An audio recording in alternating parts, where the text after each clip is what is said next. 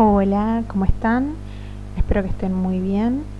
Bueno, en esta clase vamos a continuar y cerrar la unidad 2 que corresponde al primer sistema funcional de Luria, este sistema que vimos que regula vigilia, ¿sí? Y el tono, y tiene mucho que ver con la atención que le prestamos al entorno, ¿sí? Y bueno, por supuesto con el sueño y los ritmos biológicos, que ese es el tema que vamos a ver hoy. Nos vamos a adentrar en lo que es el sueño, básicamente, ¿sí? Se acostumbra a pensar el sueño como una disminución del estado de conciencia, ¿sí? Un estado de conciencia en sí, pero vamos a ver y vamos a ir viendo en el transcurso de la clase que en realidad el sueño es una conducta, ¿sí? Se nos presenta como una necesidad imperiosa de dormir, y si bien recordamos muy poco lo que pasa mientras estamos durmiendo, a veces recordamos sueños, a veces no, hay otras personas que nunca recuerdan los sueños, pero notamos y sabemos que hay un cambio en la conciencia, ¿sí?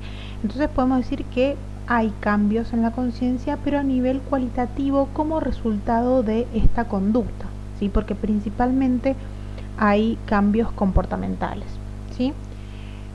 Como ustedes sabrán, el sueño tiene fases, ¿sí? Entonces si lo queremos describir, hacer una descripción del sueño, tanto fisiológica como comportamental, o sea, qué nos pasa a nivel de comportamiento, de conducta y a nivel de nuestro cuerpo y cerebro, es necesario que tengamos herramientas para poder hacerlo, ¿no? La mejor forma de medir o estudiar el proceso o estudiar la conducta, el comportamiento del sueño, es medir los parámetros electrofisiológicos de nuestra corteza, ¿sí? Porque nuestro sueño tiene que ver con diferentes grados de activación cortical. Esto también está muy relacionado con la primera unidad funcional, que se encarga de activar la corteza, ¿sí? Entonces podemos medir estos parámetros electrofisiológicos poniendo electrodos sobre el cuero cabelludo de la persona, del paciente, para registrar lo que se llama, acá lo he puesto como EEG, pero sería una electroencefalografía, ¿sí? También hay otras formas o otros datos que pueden aportar al comportamiento durante el sueño, que sería, por ejemplo, poner también electrodos en la pera para poder detectar la actividad muscular que estamos teniendo en ese momento, y eso tiene nombre que lo he puesto ahí como EMG, que se llama electromiograma. Es para detectar la actividad muscular, si hay activación muscular. Y por último, también una información que ayuda mucho, porque los cambios del sueño también tienen que ver con los movimientos oculares, es utilizar un electrooculograma. El electrooculograma funciona poniendo electrodos situados en el borde externo de los ojos, ¿sí? Esos electrodos van a poder registrar los movimientos oculares. Entonces, bueno, esas son unas de las formas. Por supuesto que todos estos registros mediante electrodos, mientras actividad eléctrica, las vamos a tener mientras el sujeto está durmiendo, ¿sí? Para poder contrastarlos con la actividad en vigilia. Bueno, a raíz de la posibilidad de estudiar la corteza y la actividad cerebral mediante su actividad eléctrica, también hemos podido, además de estudiar el sueño, poder ver cómo es el comportamiento cortical y la activación cortical durante la vigilia, ¿sí? Vamos a ver en el electroencefalograma de una persona normal, por supuesto, que tiene los parámetros conservados, dos patrones básicos de actividad, ¿sí?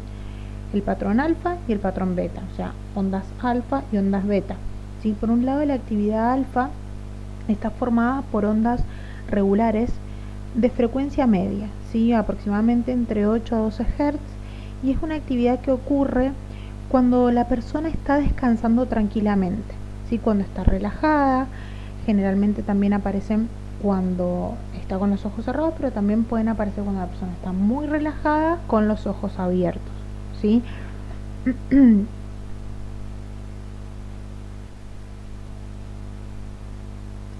En contraposición a esta actividad que muestra el cerebro cuando estamos en reposo relajados, ¿sí?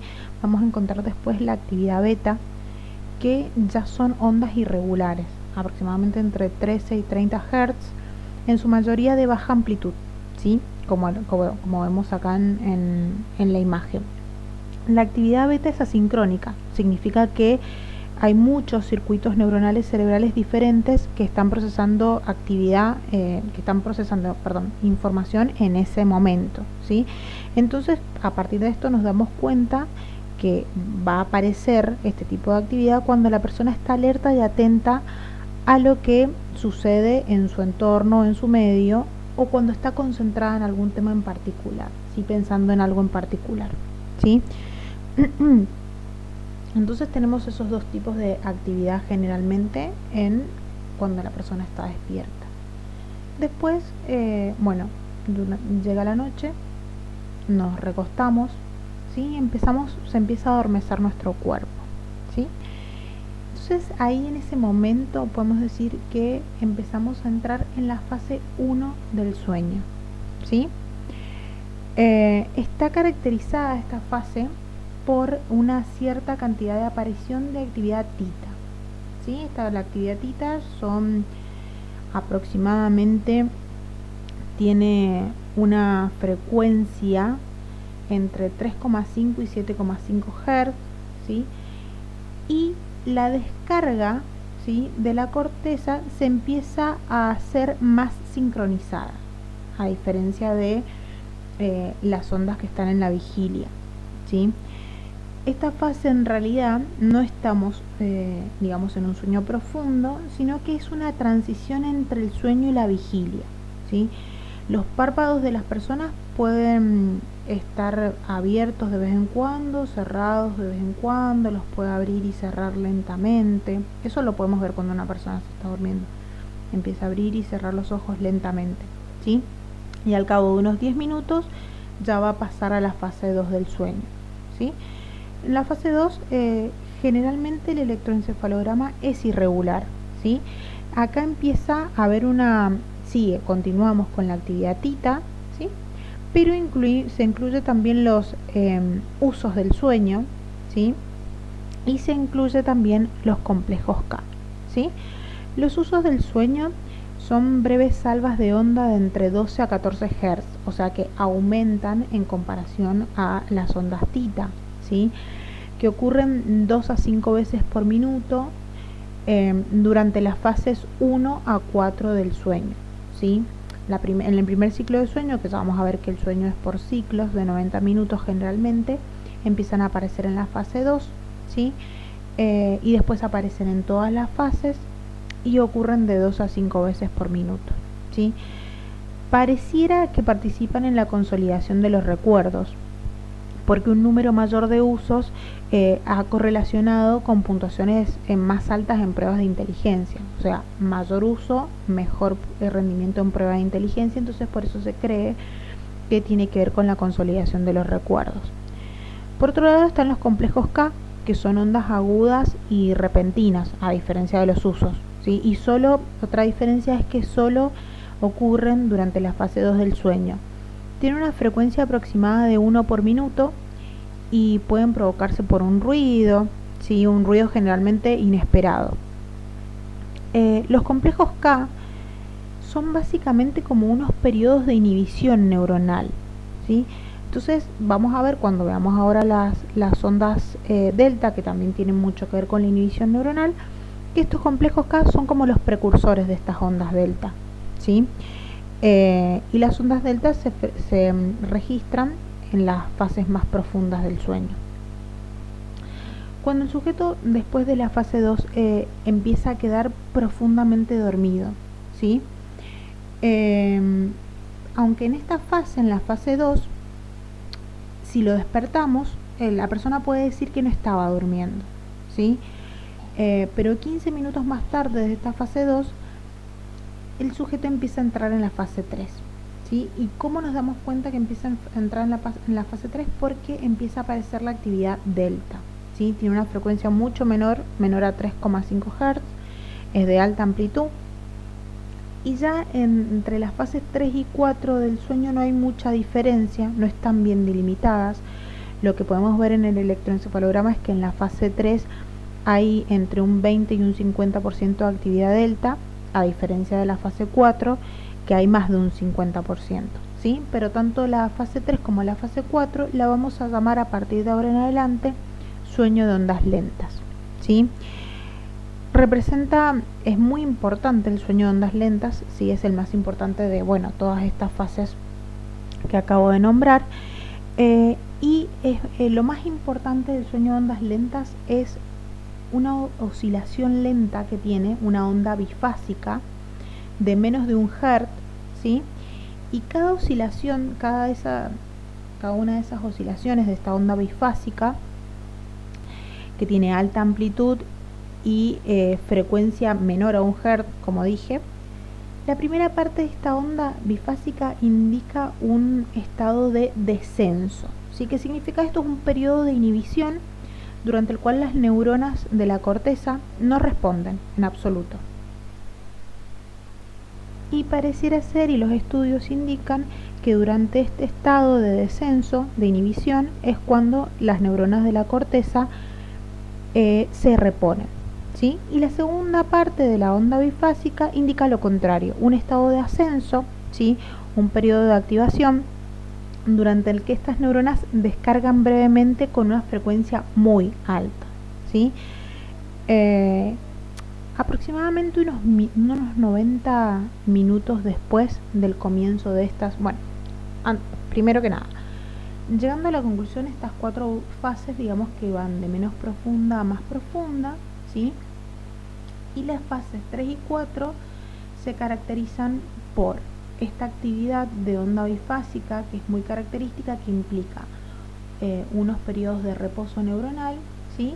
Y otros periodos de descarga de muy alta frecuencia, que ya iremos viendo para qué sirve, ¿sí? Aproximadamente unos 90 minutos después del comienzo del sueño, ¿sí? Cuando ya ha empezado aproximadamente hace unos 45 minutos la fase 4, hay un repentino cambio en la corteza, ¿sí?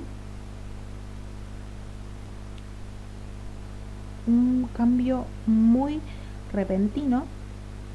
Acá tenemos la diferencia en el electroencefalograma, ¿sí? Con la actividad beta, que caracteriza una corteza despierta y concentrada en algo o atenta a su entorno, ¿sí? Y la actividad alfa, que implica una corteza activa pero relajada, ¿sí? Sin focalizar en nada, más estados de meditación, de relajación, ¿sí? Una actividad tita, donde hay un sueño ligero, y ya una actividad delta con un sueño muy profundo, ¿sí? Eso, fíjense la variación en un segundo, cómo varían en un segundo las ondas. Bueno, como les decía, pasados los 90 minutos desde que nos dormimos y aproximadamente unos 45 minutos de las ondas lentas, hay un cambio muy repentino en la corteza, ¿sí? Si observamos el electroencefalograma, se desincroniza la actividad y hay algunas ondas tita, diseminadas muy parecidas a las que hay en la fase 1, ¿sí? Y empezamos a notar también, si estamos observando al sujeto, que los ojos se empiezan a mover rápidamente de un lado a otro por debajo de los párpados, ¿sí? Teniendo los ojos cerrados. Hay una marcada pérdida del tono muscular y pueden haber algunas sacudidas musculares ocasionales, pero principalmente se basa en este marcado cambio por una total pérdida del tono muscular. Es ahí cuando podemos decir que el sujeto ha entrado en el sueño REM, ¿sí? Se encuentra totalmente paralizado, ¿sí? Presentando movimientos oculares rápidos, ¿sí? Y esas son las dos características principales a nivel comportamental del sueño REM. Si nos ponemos a comparar, ¿sí? Vemos que en la fase 4, que es la más profunda del sueño, solo los sonidos fuertes van a hacer que la persona se despierte, ¿sí? Y cuando la persona se despierta, se encuentra aturdida, confusa. En cambio, durante el sueño REM, puede que la persona no reaccione a los mismos estímulos, a los ruidos, pero puede alertarse fácilmente cuando hay un estímulo significativo, por ejemplo, si lo llaman por su nombre, ¿sí? Y cuando se despierta, también durante el sueño REM, se despierta alerta y atento, ¿sí? Es más, si despertamos al sujeto durante el sueño REM, es muy probable que nos pueda describir qué es lo que ha estado soñando, nos pueda decir que ha estado soñando, ¿sí? Porque los sueños que tienen lugar durante el sueño REM tienen una estructura narrativa, se cuentan como si fuera una historia, ¿sí? Después, en el resto de la noche, hay diferentes periodos, ¿sí? Se forma un ciclo. Se van alternando periodos de sueño REM, periodos de sueño no REM, y el ciclo dura aproximadamente 90 minutos, ¿sí? Y vuelve a reiniciarse. Incluye un episodio de sueño REM, que es generalmente entre 20 y 30 minutos, ¿sí? Y para que nos demos una idea, en un sueño de 8 horas se pueden dar unas 4 o 5 periodos de sueño REM, para que tengan un poco de idea. La mayor parte del sueño de ondas lentas, o sea, las fases 3 y 4, tienen lugar en la primera mitad de la noche. En los episodios siguientes, el sueño no REM cada vez va a ir disminuyendo la cantidad, ¿sí? Cada vez hay más cantidad de fase 2 y los episodios de sueño REM se van haciendo más prolongados. Bueno, entonces, repasando un poco, durante el sueño REM nos quedamos paralizados, ¿sí? La mayoría de las neuronas motoras raquídeas y craneales están considerablemente inhibidas y el cerebro está muy activo, ¿sí? Miren qué raro, ¿sí? Nos quedamos paralizados, pero nuestro cerebro está muy activo. Porque, como nos damos cuenta, el flujo cerebral, ¿sí? Y el consumo de oxígeno se incrementan considerablemente. Es más, se produce erecciones al menos parciales del pene en el hombre y el clítoris en la mujer. Esto no significa, no tiene nada que ver con que estén teniendo un sueño de contenido sexual, ¿sí? Pueden tener un sueño sexual o no, con cualquier otro contenido, pero esta erección se va a hacer de todas maneras. De hecho, como por estas erecciones, independientemente, que son totalmente independientes de la excitación sexual, algunos médicos pueden aplicarlas como criterio para evaluar causas de la impotencia, ¿sí? Porque si un sujeto duerme y en el laboratorio del sueño puede ocurrir la erección, pero después en su vida consciente no ocurre la erección, bueno, se descartan algunos problemas fisiológicos, por ejemplo, como la lesión de un nervio o un trastorno circulatorio, ¿sí? Entonces, bueno, sirve mucho este estudio del sueño para evaluar las causas de la impotencia sexual, por ejemplo, ¿sí? Entonces, bueno, dijimos que la conciencia, hay un cambio cualitativo de la conciencia, ¿sí? Es diferente que durante la vigilia, pero en el sueño conservamos la conciencia. Esto me parece importante que quede claro, sí, que no es que disminuye la conciencia, conservamos la conciencia, pero el cambio es cualitativo, ¿sí? El flujo sanguíneo cerebral en el cerebro en el sueño REM es muy alto y principalmente es alto en la corteza visual de asociación, ¿sí? Es muy alto el flujo sanguíneo en la corteza visual de asociación, pero es muy bajo, por el contrario, en la corteza visual primaria y en la corteza prefrontal. Y ahora vamos a ver por qué, a qué tiene que ver, porque esto tiene una causa, ¿sí? La actividad de la corteza visual de asociación refleja las alucinaciones visuales que estamos teniendo durante el sueño, ¿sí? Entonces, por eso hay muchísima activación. Y en cuanto a la corteza prefrontal, después vamos a ver cuando veamos el tercer sistema de Luria, que tiene mucho que ver en la planificación de la conducta, en mantenerse al tanto de una organización, en la secuencia temporal de nuestra conducta, de los acontecimientos, distinguir entre la realidad y la ilusión. Entonces, por eso hay muy poco flujo prefrontal en la corteza, en esta corteza, ¿sí? Está descrito y varios autores lo sugieren que los movimientos oculares durante el sueño REM se relacionan mucho con las imágenes visuales que tenemos en el sueño, ¿sí? Hay determinados mecanismos cerebrales que se activan durante un sueño y son los mismos que se activarían si los acontecimientos del sueño estuvieran ocurriendo en realidad, ¿sí? Por ejemplo, los mecanismos motores, tanto corticales como subcorticales, se activan en un sueño que haya movimiento, así como si la persona estuviera haciendo el movimiento realmente. Entonces, por eso es tan importante la parálisis, la atonía muscular, para que nosotros no representemos los sueños, ¿sí? Por el contrario de este contenido narrativo del sueño REM, los sueños en el sueño de ondas lentas, estoy diciendo muchas veces la palabra sueño, son muy terroríficos, pueden llegar a ser muy terroríficos. Bueno, hasta acá llegan las fases del sueño y la actividad mental durante el sueño. Vamos a pasar a ver los trastornos del sueño, pero en otro video, ¿sí? En este video, para que les quede corto y sea más fácil de cargar, vamos a ver solamente las fases del sueño, y en el siguiente video pasamos a ver los trastornos. Muchas gracias. Cualquier duda ya saben que pueden escribir en el foro o mandarme un correo electrónico.